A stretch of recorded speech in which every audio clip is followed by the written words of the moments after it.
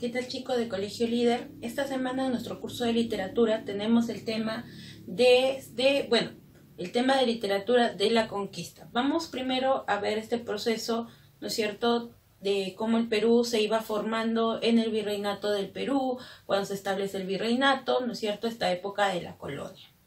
Muy bien. Durante la época de la conquista, pues se va a dejar de plano lo que viene a ser las expresiones culturales indígenas, como vimos en la literatura quechua. En la literatura quechua estuvimos hablando de lo que surgió en el Tahuantinsuyo, pero aquí se va a dejar de plano ello. Vamos a tener como una de las manifestaciones literarias más importantes a las llamadas crónicas. Las crónicas son documentos de testimonios que son tan importantes para la literatura como para la historia. Para la literatura porque nos enriquecen a través de las historias, de las costumbres, ¿no es cierto?, que tenían los diferentes pueblos. Y bueno, para la historia porque también comparte eventos que pasaron durante la época del Tahuantinsuyo. Ahora, estas crónicas van a abarcar más o menos desde, ¿no es cierto?, desde estas costumbres del Tahuantinsuyo hasta la conquista del Perú. Muy bien, tenemos tres tipos de cronistas en nuestro país. Tenemos primero los cronistas españoles. En los cronistas españoles vamos a tener primero a Pedro Cieza de León, conocido como el príncipe de los cronistas. Una de sus obras más importantes es Crónicas del Perú. En Crónicas del Perú lo que va a hablarnos sobre la geografía y las costumbres que se desarrollaron durante el Tahuantinsuyo. Otro gran exponente es Juan de Betanzos. Juan de Betanzos en esta obra, Suma y narración de los incas, va a recopilar los mitos y las creencias que se tenían durante el imperio del Tahuantinsuyo. Es uno de los que mejor ha recopilado estos mitos, como el mito de los hermanos Sayar. La leyenda de los hermanos Sayar. Pero ¿por qué Juan de Betanzos es el que mejor se acerca? Porque pudo estar cerca de la realeza inca. ¿Por qué? Porque se casó con la hermana y también esposa de Atahualpa. Muy bien, luego tenemos los cronistas indígenas, cronistas propios de nuestro país. Y uno de ellos va a ser Juan Santos Cruz Pachacuti. Él tiene esta obra que se llama Relación de Antigüedades de este Reino del Pirú. En esta obra básicamente lo que hace es hablarnos sobre la geografía y sobre ciertas costumbres que habían en el imperio del Tahuantinsuyo. Otro de los grandes exponentes y el más reconocido de todos como cronista indígena viene a ser Felipe Guamán Poma de Ayala. Él tiene esta obra tan importante que se llama Nueva Crónica y Buen Gobierno. No es Nueva Crónica, bueno, la han traducido después así, pero es Nueva Crónica y Buen Gobierno. Esta obra es considerada el primer monumento iconográfico que tiene nuestro país. ¿Qué significa esto? Guamán Poma de Ayala, cuando escribe esta obra, es como un reclamo hacia el rey de España por los abusos que estaban realizando los españoles, porque no había una buena distribución, ¿no es cierto?, de las funciones, o sea, dónde habían quedado los curacas, dónde habían quedado los que pertenecían a una clase alta durante los incas. Bueno, todas estas cuestiones él los va a escribir en Nueva Crónica y Buen Gobierno. Lo escribe en quechua. Y él sabe que el rey de España no lo va a entender. Es por eso que utiliza dibujos. Eso es lo más importante dentro de esta obra de Guamán Poma de Ayala. Lo manda el rey de España, pero lamentablemente en ese tiempo los barcos se perdían en el mar y es lo que sucede con esta obra de Guamán Poma de Ayala. Recién en 1908 se encontró en Dinamarca Nueva Crónica y Buen Gobierno. Muy bien, ahora tenemos los cronistas mestizos, ¿no es cierto? Obviamente en el Perú lo que más va a predominar en ese tiempo es este cruce de razas donde se da el mestizaje. Vamos a tener a uno de ellos que es Blas Valera con esta obra Historia de los Incas. Blas Valera va a ser educado por los jesuitas. Los jesuitas eran una orden religiosa que logró llegar a la selva. Y bueno, debido a que también tenía familia indígena, conoció muy bien algunas cuestiones que se habían desarrollado en el imperio del Tahuantinsuyo y ciertos abusos que se estaban dando contra los incas en ese tiempo, contra los indígenas. Pero el máximo exponente de este periodo va a ser el Inca Garcilaso de la Vega. Su verdadero nombre, y bueno, con el que lo bautizaron, es Gómez Suárez de Figueroa. Él se hizo llamar el Inca Garcilaso de la Vega. Su padre es el capitán español Garcilaso de la Vega Vargas y su madre una ñusta, Isabel Inchimpuoclio. Esto es tan importante, es que Garcilaso de la Vega no fue, el Inca Garcilaso de la Vega no fue cualquiera. Una ñusta. ¿Quién es una ñusta? Una princesa inca. La princesa inca que no estaba casada. Bueno, él es descendiente de incas, ¿no? De Huayna Cápac, de Sinchirroca. Vienen a ser sus tíos, sus abuelos, ¿no es cierto? Sus antepasados. Ahora, él, la primera parte de su vida, su niñez, lo va a compartir con su familia materna y es por eso que conoce muchas de las costumbres, pero luego su padre se lo lleva a España. En España, ya con una educación, y él era muy inteligente, logró traducir del latín al castellano varias obras, entre ellas, por ejemplo, Diálogos de Amor de León Hebreo, es una traducción que logra hacerlo.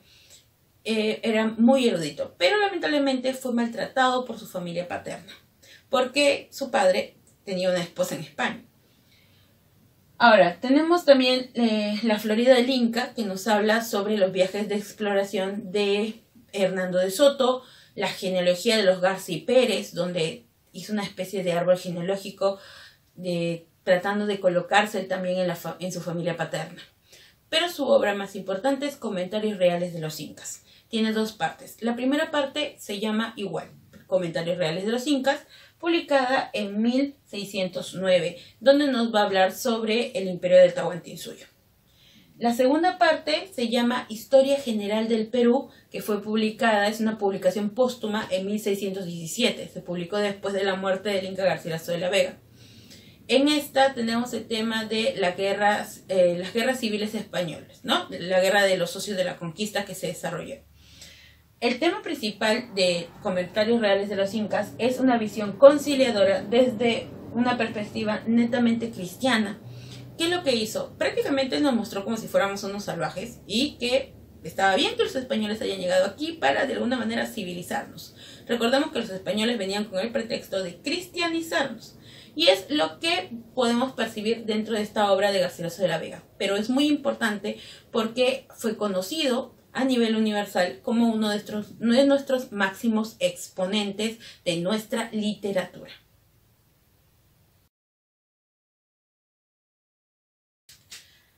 Muy bien, ahora pasamos a lo que es la literatura colonial. La literatura durante la colonia nos dice que va a ser considerada como una copia de la metrópoli. ¿Qué quiere decir eso? Que imitábamos totalmente la literatura de España. Ya bueno, nos habíamos convertido en una colonia, en un virreinato bastante fuerte de este país. Muy bien, existen tres periodos durante esta época. Primero va a ser el periodo clásico, también llamado renacentista, donde se tiene influencia de Garcilaso de la Vega, el poeta Garcilaso de la Vega, y del poeta Fray Luis de León. Vamos a tener dos representantes. Uno español, que representa la épica literaria en nuestro país, que viene a ser Diego de Ojeda.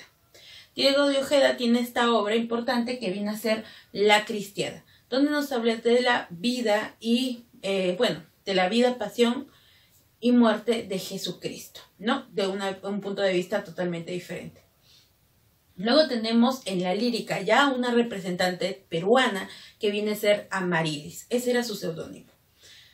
Hubo muchos debates si Amarilis era esta persona o no lo era, pero lo más aceptado es que Amarilis sea María de Rojas y Garay, una dama huanuqueña, y tenemos esta obra bastante importante que es Epístola Abelardo.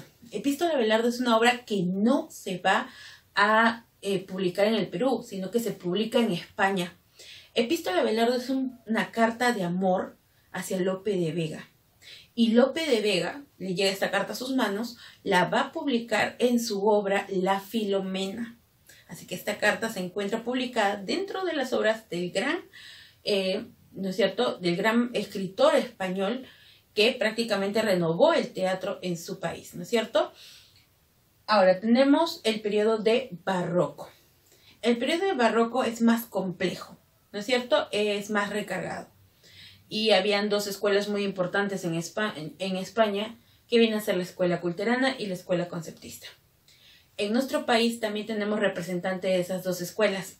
Primero tenemos a Juan Espinosa Medrano, conocido primero como el Lunarejo, porque tenía un lunar bastante grande en la cara que le cubría, casi toda la cara, por eso el Lunarejo. También fue conocido como el Doctor Sublime.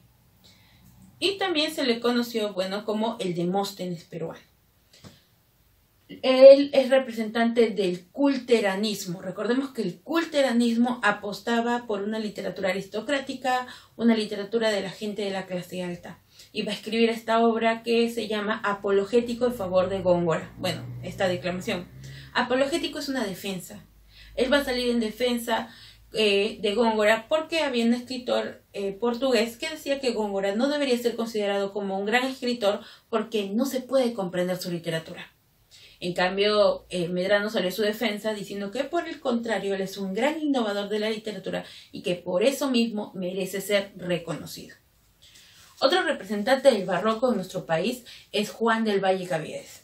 Juan del Valle Caviedes es conocido como el poeta de la Ribera porque al final de sus días terminó sumido en la pobreza y fue a buscar inspiración y fue a vivir en las orillas del río Rima. También es conocido como el azote de los médicos porque lamentablemente perdió a su esposa debido a una enfermedad. Ningún médico pudo hacer algo y él los criticó muy duramente. Muy bien, él es un representante del conceptismo. Recordemos que el conceptismo tiene que ver con Francisco de Quevedo. Eso quiere decir que va a utilizar muchísimo la ironía para poder criticar a la sociedad. Es por eso que también se le considera el primer poeta satírico en nuestro país. Tenemos esta obra importante que es El diente del Parnaso, muy parecida a la obra de Quevedo, que se llama El Parnaso español, en la cual vemos diferentes temáticas, principalmente la crítica a los médicos y a otras entidades públicas. Luego tenemos el periodo neoclásico. El periodo neoclásico en nuestro país va a tener influencia directa de Francia. Y tenemos aquí como representante a Pedro Peralta Barnuevo, conocido como el Doctor Océano. ¿Por qué? El océano es inmenso y su conocimiento también era inmenso porque él no se limitaba solamente a la literatura, sino que sabía ciencias, sabía historia, sabía geografía, sabía muchísimas cosas. Por eso lo llamaron así. Podemos ver influencia de Molière y de Boileau, que son grandes escritores sobre la teoría del neoclasicismo que se estaba dando en ese tiempo. Ahora, tenemos esta obra importante, Lima fundada o la conquista del Perú, en la cual nos hablan sobre la época colonial, las diferentes costumbres que se tenían en ese tiempo. Otro representante es Alonso Carrió de la Bandera, conocido como Concolo-Corvo, porque utilizaba este nombre Concolo-Corvo para ciertos personajes indígenas. Entonces, debido a que lo utilizaba mucho, a él también lo apodaron Concolo-Corvo. Él escribe una novela picaresca. Aquí vemos la influencia de España, la cual se llama El Lazarillo de los Ciegos Caminantes, donde vemos como un personaje, un español, está acompañado de un indígena, que sería en este caso nuestro pícaro, que lo acompaña pues del Perú hasta llegar a Uruguay y todas las cosas que tienen que ver y tienen que pasar. Y este es el periodo de la colonia, cuando nosotros éramos prácticamente un virreinato bien establecido, ¿no es cierto? Un virreinato de España, el virreinato del Perú. Muy bien, la literatura de la emancipación básicamente va a tener como contexto la influencia de la Ilustración. La Ilustración era un movimiento que se dio en Francia durante la época del neoclasicismo, en el cual tenía estas ideas de libertad. Estas ideas van a llegar aquí a nuestro país, por lo cual se va a buscar un proceso de independencia. Van a haber reacción por parte de los criollos y de los mestizos que no estaban contentos con la repartición social que se había dado, y también van a haber levantamientos indígenas como el levantamiento de Túpac Amaru II. Muy bien, en las características principales tenemos el predominio de los ensayos, ¿no es cierto? Porque el ensayo mezcla una crítica propia con ciertos aspectos generales. Tenemos lo que es el periodismo, ¿no es cierto? Un periodismo político de información, y los panfletos. Los panfletos son como cuando nos lanzan afiches por debajo de la puerta, así, con ideas políticas. Entonces vemos que la literatura tiene que ver mucho con la política en este tiempo. Ahora, en el aspecto de la poesía va a haber una poesía satírica, una poesía que utiliza la ironía, lo cual es como un recurso que utilizan para poder criticar a la sociedad de ese tiempo. Uno de los más grandes representantes es Mariano Melgar. Mariano Melgar es conocido como el poeta de los yarabíes, el poeta mártir. Ahora, Mariano Melgar es considerado alguien que ha sido muy erudito y políglota. te dice que a los 4 años ya sabía leer y escribir perfectamente. A los 7 años dominaba 3 idiomas, entre ellos el latín. Él era muy inteligente, pero era muy enamoradizo.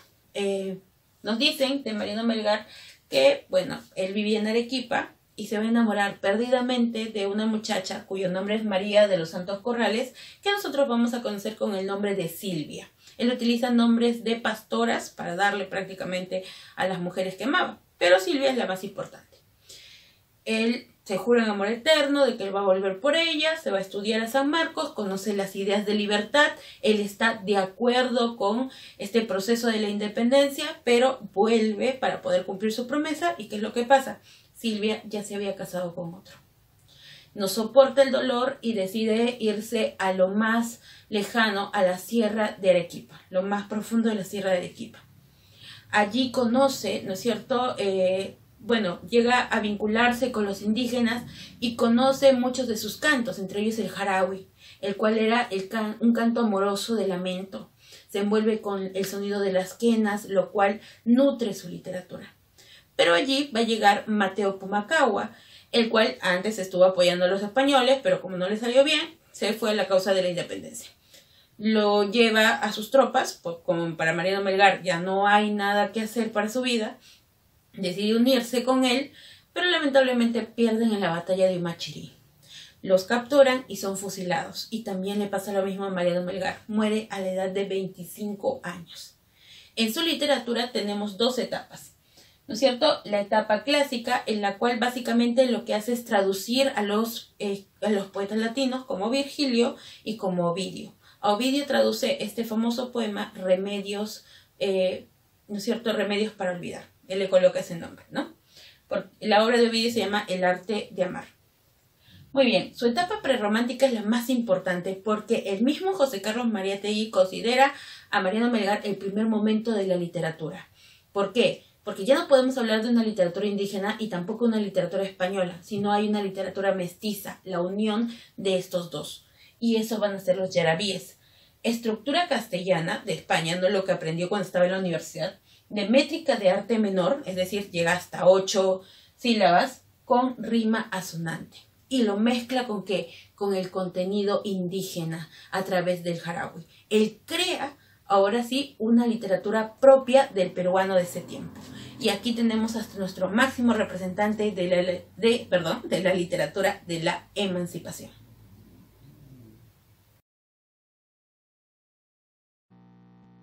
Muy bien, chicos, ahora continuamos con nuestras preguntas sobre estos 3 temas que hemos abarcado, que es literatura de la conquista, cuyo máximo representante es el Inca Garcilaso de la Vega.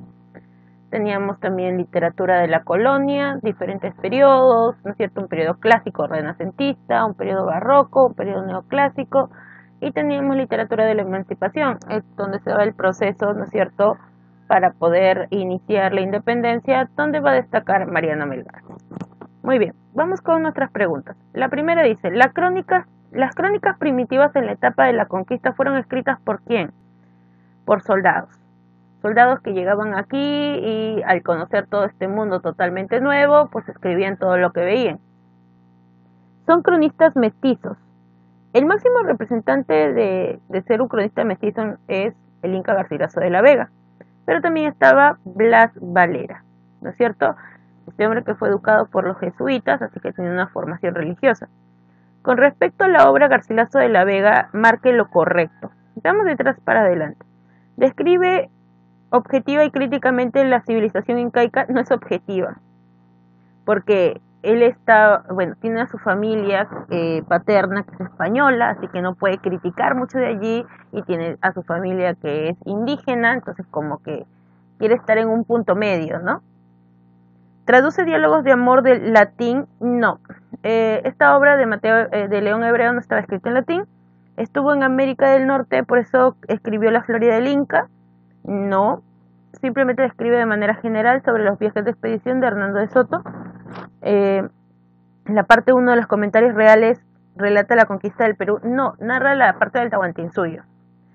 La parte 2 de los comentarios reales se llama Historia General del Perú. Sí. Esto es verdadero, ¿no? Dice, Mariano Melgar es precursor del romanticismo, ¿por qué? Él ya estaba teniendo esas características propias del romanticismo sentimental principalmente. ¿Por qué? Bueno, por su vida, ¿no es cierto? Una vida trágica. Bueno, él la convirtió en trágica. Y su lírica amorosa con el contacto que tuvo con el Harawi. Las traducciones de Melgar corresponden a su formación renacentista, ¿no es cierto? La parte clásica, cuando traducía a Virgilio y principalmente a Ovidio. Dice, Garcilaso de la Vega conoce el origen y grandeza del incanato a través de relatos familiares, ¿no? Su familia es su familia materna, ¿no es cierto? Porque él vive parte de su niñez, bueno, en realidad su niñez y cierta parte de su adolescencia con su familia materna, y ahí va a conocer sobre las costumbres, sobre mitos, leyendas. Recordemos que él pertenece, su familia materna pertenece a la casta incaica, entonces va a conocer mucho más sobre estos temas, sobre los mitos, ¿no? Y él es el que recopila la leyenda de Manco Cápac y Mama Ocllo. Dice la número 7, la literatura de la emancipación está bajo los cánones del... En ese tiempo debe estar desarrollándose lo que es el neoclasicismo. Sin embargo, se vislumbra también al primer romanticismo, ¿no? Hablamos de una etapa prerromántica. La crónica se distingue de la historia, ¿por qué? Por la función narrativa. La crónica lo que busca es contar y la historia lo que busca es describir. Por eso no es lo mismo, lo otro es contar, pero también puede ser contar desde tu punto de vista subjetiva. Esa es una crítica que se hace a las crónicas porque es desde el punto de vista que tiene cada uno de ellos. Sí describe cosas, pero no sabemos a ciencia cierta qué tanto nivel de veracidad tendría. Ninguno ha de quererte como yo te he querido, te engañas si pretendes hallar amor más fino, habrá otros nidos de oro, pero no como el mío. Estos versos de Mariano Melgar nos hablan sobre el verso es fondo indígena y pertenece a los yarabíes, ¿no? Estos versos tienen el mensaje, la temática que es propia del Harawi, ¿no? Y es la formación del llamado yarabí. Obra del Inca Garcilaso basada en el testimonio del soldado Gonzalo Silvestre. Y esta va a ser la Florida del Inca, ¿no? Es más, él le da la idea de colocar Inca en el título de esta obra. Muy bien, ¿qué es lo que ustedes tienen que hacer? Transcribir en el cuaderno la parte teórica. En el libro lo que yo ya he desarrollado, de tarea tienen en el libro la parte de la autoevaluación, que está en la página 139. Profesora, lo que pasa es que en su libro ustedes me dirán, profesora, pero en nuestro libro primero está el realismo, si no me equivoco, ¿no? Hay un tema ahí.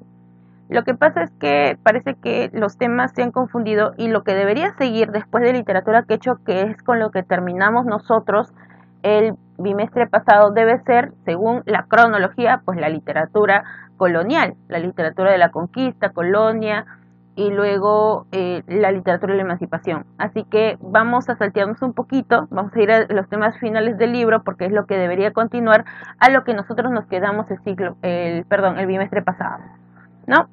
Entonces, ahí están las páginas como para que ustedes no se confundan. La autoevaluación en la página 139. En el cuaderno van a desarrollar las preguntas de ensayo que está en la página 137. Y ya saben que mínimo tiene que tener 5 líneas. Y además van a copiar el Yarabí número 1 de Mariano Melgar completo y van a hacer una apreciación sobre ella. ¿Qué perciben? ¿Cómo está la estructura? ¿Cuál sería el mensaje que les transmite a través de esos versos? Mínimo también 5 líneas sobre su apreciación de este Yarabí. Muy bien, entonces ahí estábamos en el proceso donde nosotros ya éramos virreinato y hemos llegado hasta la etapa donde se va a iniciar la independencia. Y eso viene a ser nuestra literatura colonial.